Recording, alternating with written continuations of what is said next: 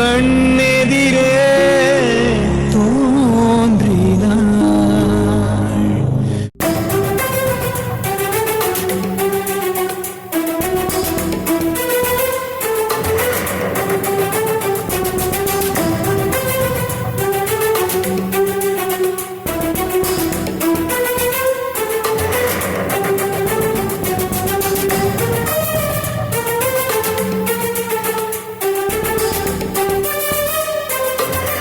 Thank you.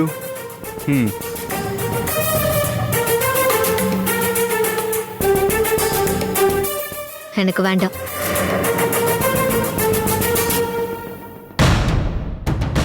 Madam, coffee.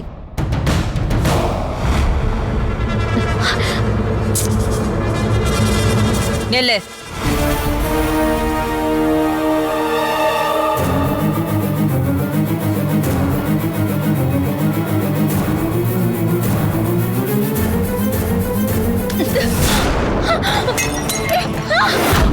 அம்மா,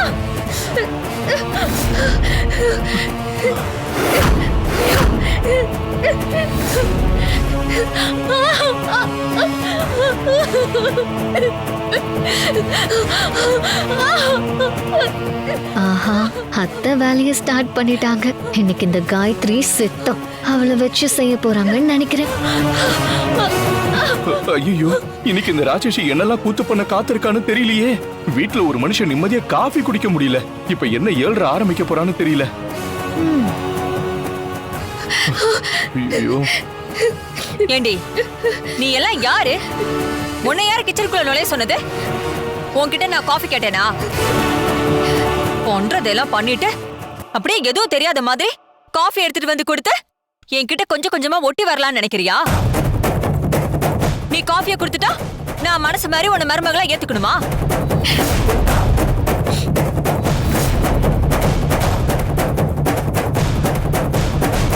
இன்னொரு தடவை இந்த மாதிரி உரிமையெல்லாம் எடுத்துக்கிட்டு என் முன்னாடி வந்து நின்ன வெட்டி போட்டுருவேன்.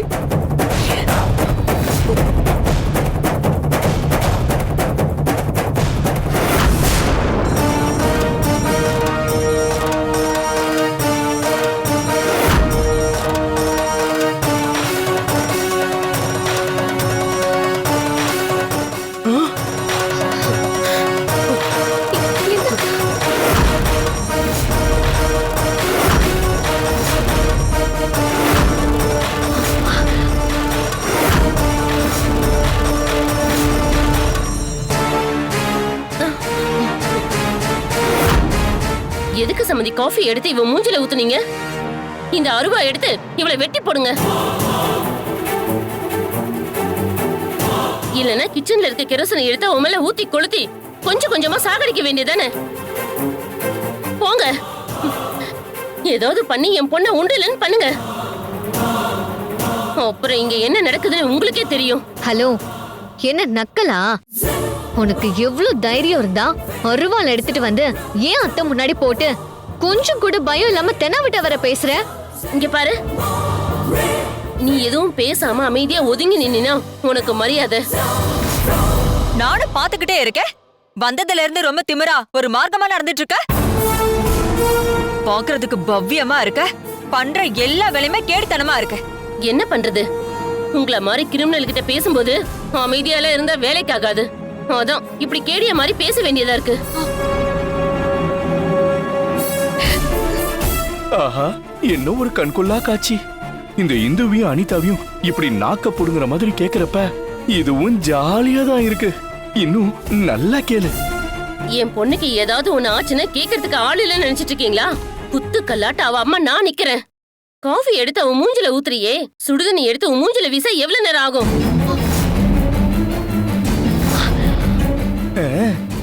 இல்ல உன் மூஞ்சில ஆசிட் அடிக்க எவ்வளவு நேரம் ஆகும்?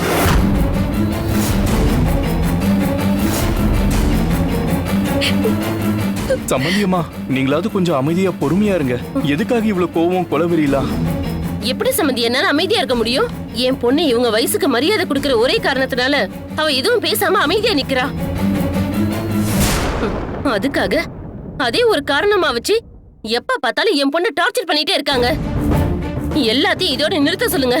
இந்து, நீயாவது கொஞ்சம் அமைதியாயிரு இந்து. நீங்க கொஞ்சம் வாய மூடுறீங்களா? சும்மா எதுக்கு எடுத்தாலும் தொட நடுங்கிக்கிட்டு நீங்களும் எதுவும் பேசி தொலைய மாட்டீங்க, என்னையும் பேச விட மாட்டீங்க. முதல்ல புருஷனா நீங்க கரெக்டா இருந்தா கொண்டவகிட்ட எல்லாம் நான் ஏன் பேச்சு வாங்கணும்?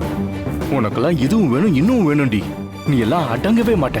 சம்பந்தமா அந்த அருவாளை ஏன் கீழே போட்டீங்க? ஒரே போடு போட்டிருந்தீங்கன்னா போயிருப்பால. ஆஃப்டர் ஆல் ஒரு சமையல்காரன் பொண்டாட்டினி உனக்கே அவ்வளவு திமிரு இருந்தா எவ்வளவு பெரிய பணக்காரி எனக்கு எவ்வளவு திமிரு இருக்கும்? வாய மூடு. ஏய்,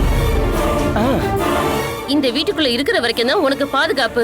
நீ இந்த வீட்டை விட்டு வெளியே வந்தா உனக்கே என்ன நடக்கும்னு சொல்ல முடியாது. புரியுதுல?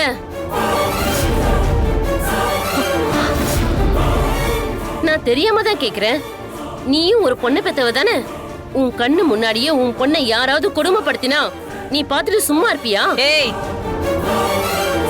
முதல்ல என் பொண்ணை பத்தி பேசுறதுக்கு உனக்கு எந்த தகுதியுமே இல்ல. இங்க பார், உன் பொண்ணை பத்தி பேசுறதுக்கு எப்படி எனக்கு தகுதி இல்லைன்னு சொல்றியோ அதே மாதிரி என் பொண்ணை டார்ச்சர் பண்றதுக்கோ இல்ல தேவையில்லாம கொடுமை பண்றதுக்கோ உனக்கு எந்த உரிமையும் கிடையாது. மா வேண்டாம்மா, எதுக்குமா இந்த தேவையில்லாத பிரச்சனை? தப்பு ஏன் மேலதாம்மா. வாமா போயிடலாம். என்னடி நடிக்கிறியா? புள்ளைய கிள்ளி விட்டு தொட்டிலே ஆட்டி விடுற மாதிரி நீயும் ஆத்தா கறியும் சேர்ந்து வேணும்னே பிரச்சனை பண்றீங்களா? இது பாருங்க இந்த மேடம், ஒருத்தர் அமைதியா இருக்காங்கங்கிறதுக்காக அவங்க பொறுமையை ரொம்ப சோதிக்காதீங்க. என்னடி நானும் பாத்துக்கிட்டே இருக்கேன், நீ என் கூட ஓவரா பேசிட்டு இருக்க. எனக்கு போற ஓத்தறதுக்கு இப்போ உன்னை என்ன பண்றேன்னு பாரு. உன்ன சம்பந்தியம்மா, நீங்க கையை பிடிச்சதோட மட்டும் விடாம என் பொண்டாட்டி பட்டு பட்டுன்னு ஒரு 4 அப்பாப்புங்க. அப்பதான் நான் சந்தோஷப்படுவேன். மா கொஞ்சம் சும்மா இருமா, கொஞ்சம் பொறுமையா இரு. அவங்க தான் தேவையில்லாம பிரச்சனை பண்றாங்க. நம்ம பதிலுக்கு பேசினா சண்டை தான் வருமா. வேண்டாம்மா ப்ளீஸ். இங்க பாரு காயத்ரி, முதல்ல நம்ம யார்கிட்டயும் வம்புக்கு போல. ஒரு விஷயம் மட்டும் நல்லா தெரிஞ்சுக்கோ, நம்ம வம்புக்கு போக கூடாது. அதே நேரத்துல வந்த சண்டையை விடக்கூடாது. இப்ப நம்ம பேசாம விட்டோம், பின்னாடி ரொம்ப ஓவரா பேசிட்டு இருக்கோம். இங்க பார், உனக்கு தான் எல்லா கிரிமினல் வேலையும் தெரியும் நினைச்சிட்டு இருக்காத. நீ என் பொண்ணை இப்படி எல்லாம் பண்ணுவேன்னு எனக்கு முன்னாடியே தெரிஞ்சதாலதான் போலீஸ் கம்ப்ளைண்ட் கொடுத்துட்டு வந்திருக்கேன்.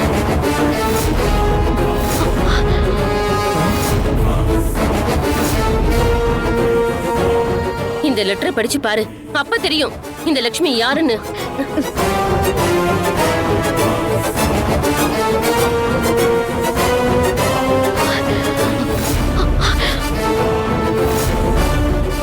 என்ன லெட்டர் படிச்சதும் மூஞ்செல்லாம் அப்படியே வெடவெடுத்து போகுது.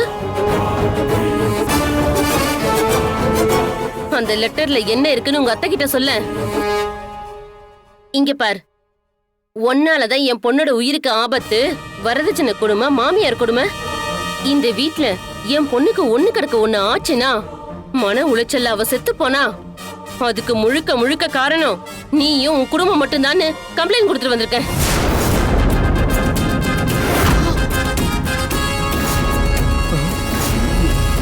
இப்ப கூட என் பொண்ணு போலீஸ் ஸ்டேஷன் போய் கண்ணை கசக்கி நின்னானா நீங்க 14 வருஷம் ஜெயிலுக்கு போனோம்.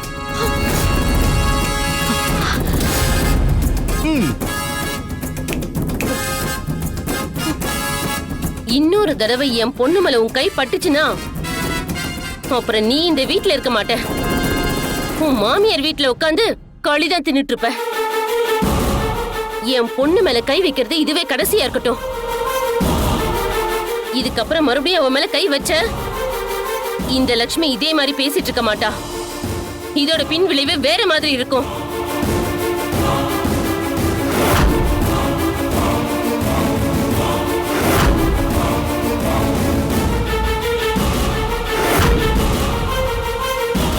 அத்தை,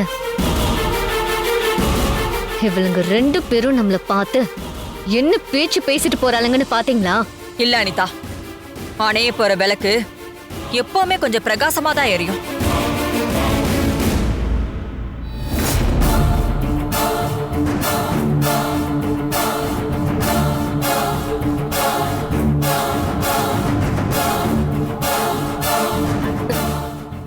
இங்க பாரு, இப்ப எதுக்கு முகத்தை உம்முன்னு எதையோ பறி கொடுத்த மாதிரி வச்சிட்டு இருக்க?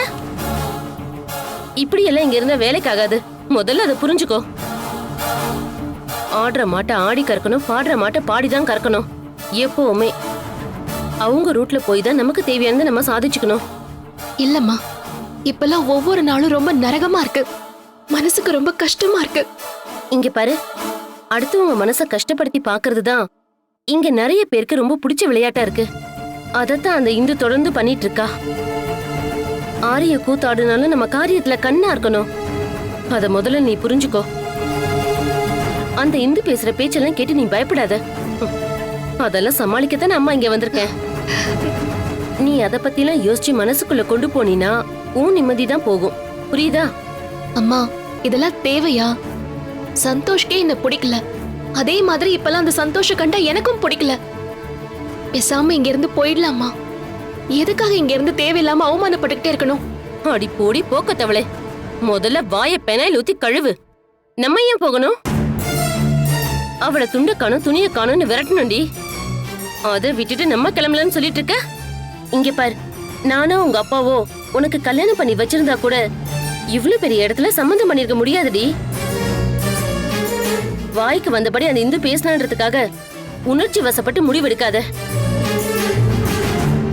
உன் எதிர்காலம் நல்லா இருக்கணும்னா நாம சில கஷ்டத்தை அனுபவிச்சுதான் ஆகணும். அப்படி நினைச்சு உன் மனசை தேத்திக்கோ. புரியுதா? வாழ்க்கையில புத்திசாலித்தனமா பொழைச்சுக்க பாரு. நாம வாழ்க்கை இப்படிதானே தெரிஞ்சிருச்சு. நாம தான் போராடி ஆகணும். மனசுல முதல்ல தைரியத்தை வரவழைச்சுக்கோ. அம்மா நான் இருக்கேன், எதை பத்தியும் யோசிக்காத.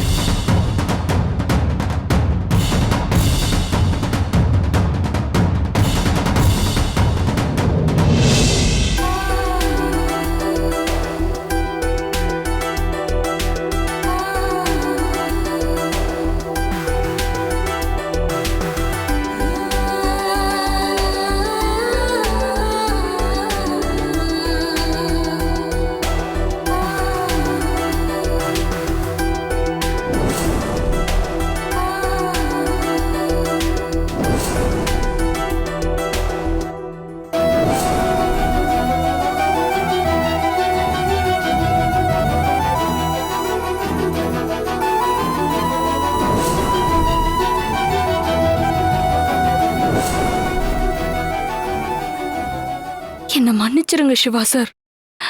நான் எதையுமே வேணும்னு பண்ணல.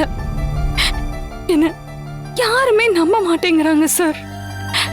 யார் என்ன நம்பலனாலும் எனக்கு அதை பத்தி கவலை இல்ல. ஆனா நீங்க என்ன நம்பலங்கிறது தான் என்னால தாங்கிக்க முடியல சிவா சார். காயத்ரி விஷயத்துல என் மேல எந்த தப்பும் இல்ல சார். இத எப்படி சொல்லி நான் உங்களுக்கு புரிய வைக்க போறேன்னு எனக்கு தெரியல. லக்ஷ்மி அம்மா அப்படி செஞ்சுட்டாங்கன்னு தெரிஞ்ச உடனே உங்க முகத்துல நான் எப்படி முழிப்பேன்னு எனக்கே தெரியல. ரொம்ப கஷ்டமா இருக்கு சிவா சார். இருந்தாலும் உங்களை ஒரு தடவை பார்க்கணும் தான் நினைச்சிட்டு இருக்கேன். இப்ப கூட உங்களை பார்த்து எல்லா உண்மையை சொல்லி உங்க கால்ல விழுந்து கெஞ்சி கதறி அழணும் போல இருக்கு. ஆனா நான் எப்படி உங்களை வந்து பாக்குறது? ஏன் சிவா சார் நீங்க என்ன புரிஞ்சுக்கவே மாட்டேங்கிறீங்க?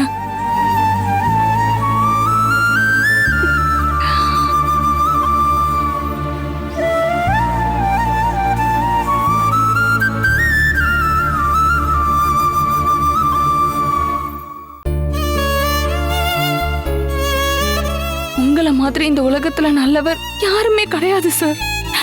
ஆனா அதே நேரத்துல யார் என்ன சொன்னாலும் அதை நீங்க அப்படியே நம்பிடுறீங்க. என் இடத்துல இருந்து நீங்க ஒரு நிமிஷம் யோசிச்சு பார்த்தா உங்களுக்கு எல்லாமே புரிய வரும்.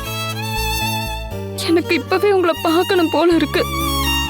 எனக்கு தெரியும் இதுக்கப்புறம் என்ன நடந்தாலும் நான் அதை பத்தி உங்ககிட்ட சொல்லாம போனா என் மனசு ஏத்துக்காது சார். உங்ககிட்ட சொல்லாம நான் விட மாட்டேன். நான் உயிரோட இருந்தாலும் சரி, இல்ல இதனால செத்தாலும் சரி, நான் உங்களை நேர்ல பார்த்து இந்த உண்மையே சொல்லணும். அப்பதான் என்னால நிம்மதியா இருக்க முடியும்.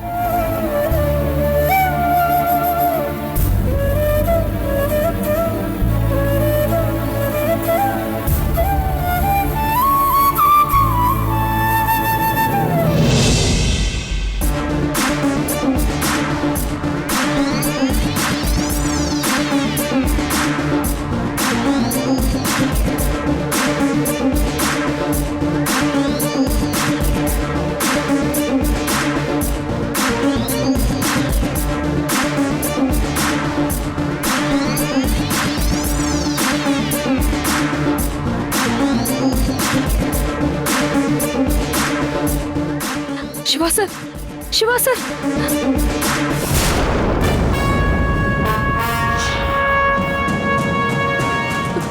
சிவா சார்,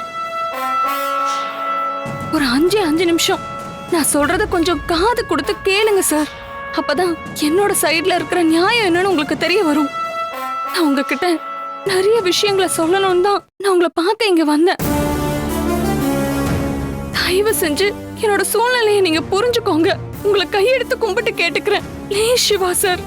ஏய், இங்க பாரு, இதுக்கப்புறம் என் வாழ்க்கையிலேயே உன் முகத்திலேயே முழிக்க கூடாதுன்னு நான் ரொம்ப உறுதியா இருக்கேன். பப்ளிக் பிளேஸ்ல தேவையில்லாம நீயா ஏதாவது சொல்லி அதுக்கு நான் ட்ரிகர் ஆகி பதிலுக்கு ஏதாவது திட்டுன ரொம்ப தப்பாயிடும். என் கண்ணு முன்னாடியே நிக்காத, முதல்ல இங்க இருந்து கிளம்பு. இல்ல சிவா சார், நான் போக மாட்டேன். உங்களையும் இந்த இடத்துல இருந்து நான் போக விட மாட்டேன். நடந்த எல்லாத்தையும் நான் உங்ககிட்ட சொன்னா மட்டும்தான் என்னால நிம்மதியாவே இருக்க முடியும்.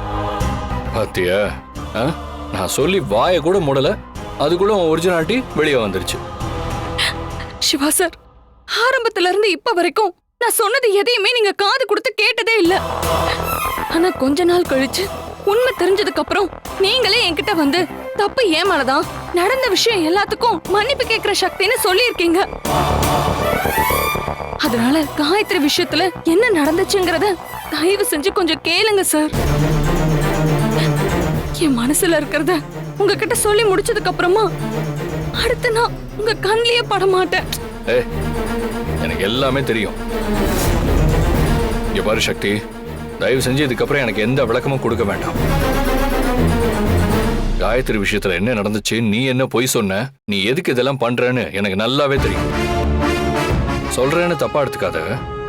இப்பெல்லாம் உன் முகத்தை பார்க்கவே எனக்கு ரொம்ப அருவருப்பா இருக்கு. முதல்ல இங்க இருந்து கிளம்பு. சிவா சார், நான் சொல்றத கொஞ்சம் கேளுங்க Siva sir. Please Siva sir.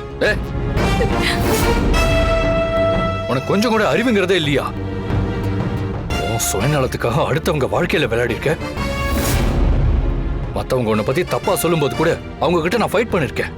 Gayatri விஷயத்துக்கு முன்னாடி என்னோட ஃபேமிலியிலேயே யாருக்கிட்டையும் நான் உன்னை விட்டு கொடுத்ததே இல்லை, தெரியுமா?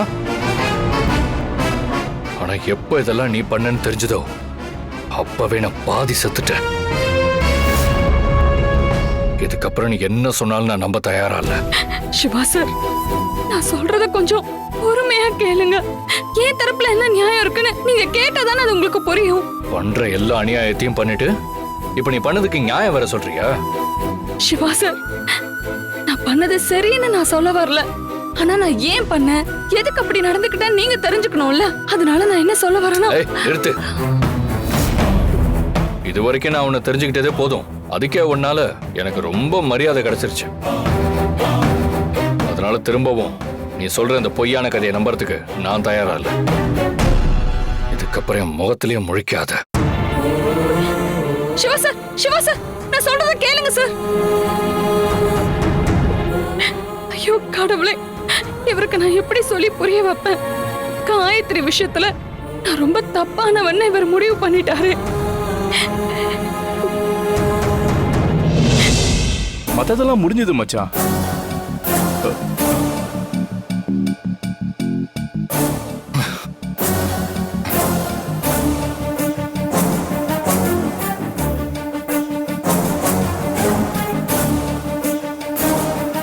என்னாச்சு இவனுக்கு? ஏதோ மந்திரிச்சு விட்ட கோழி மாதிரி இப்படி வந்து உட்கார்ந்துகிட்டு இருக்கா. எப்பவுமே இவனோட அம்மா தான் மூஞ்ச உருன்னு வச்சிருப்பா.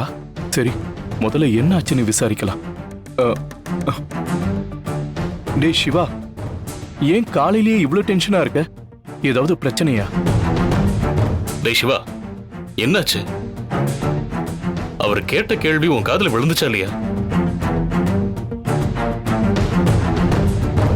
டேய் சிவா, என்னடா? சொல்லுங்கப்பா, என்னாச்சு? அப்ப இவ்வளவு நேரமா நான் பேசுனது எதுவுமே உன் காதுல விழலையா? என்ன மாமா பேசுனீங்க? டேய் சிவா, எப்பவுமே ஜாகிங் போயிட்டு வீட்டுக்குள்ள வந்தா ரொம்ப ரிலாக்ஸா வருவேன். ஆனா இன்னைக்கு என்னடான்னா ரொம்ப டென்ஷனா பதட்டமா வந்திருக்கியே, அதான் ஏன்னு கேட்டேன். ஒண்ணு இல்ல மாமா, வர்ற வேளை அந்த சக்தியை பார்த்தேன். அவ முகத்தை பார்த்தாலே என்னன்னு தெரியல, எனக்கு அவ்வளவு எரிச்சலா இருக்கு. சிவா, நீ ரொம்ப தப்பா பேசுற.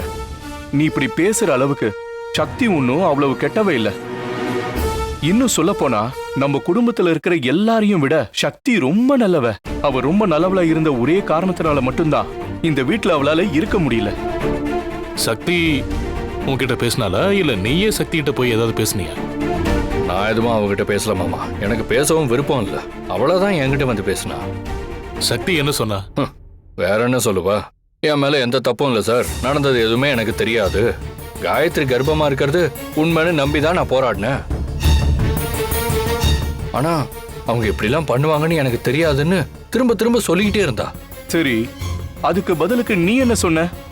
இதுக்கப்புறமும் உன் நடிப்பை நம்புறதுக்கு நான் முட்டாள் கிடையாது, என் மூஞ்சிலேயே முழிக்காதுன்னு சொல்லிட்டு நான் இங்க இருந்து கிளம்பிட்டேன். சிவா, நீ தப்பு பண்ணிட்டடா. எல்லா தப்பும் உன் மேலதான்டா.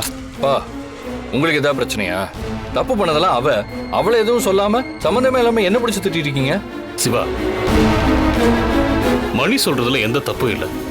உண்மையிலேயே எல்லா தப்பும் உன் மேல மட்டும்தான் இருக்கு. ஆமா, அப்பாதான் புரியாம பேசுறாருன்னா அவரு கூட சேர்ந்துட்டு நீங்களும் இப்படி பேசுறீங்க. சிவா, உண்மையிலேயே நீ தேவையில்லாம சக்தியை பத்தி தப்பா புரிஞ்சிட்டு இருக்க.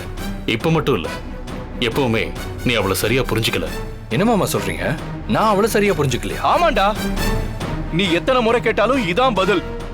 உனக்கு சந்தேகமா இருக்கிற பல கேள்விகளுக்கு பதில் கிடைக்கணும்னா நீயும் சக்தியும் ஒன்னா வாழ்ந்த கடந்த காலத்தை முதல்ல நீ தெரிஞ்சுக்கணும். என்ன சொல்றீங்கப்பா? சிவா, நான் ஒன்னும் பெருமைக்கெல்லாம் சொல்லல. சக்தி மாதிரி ஒரு பொறுமைசாலியையும் புத்திசாலியையும் எங்கேயுமே பார்க்க முடியாது சிவா.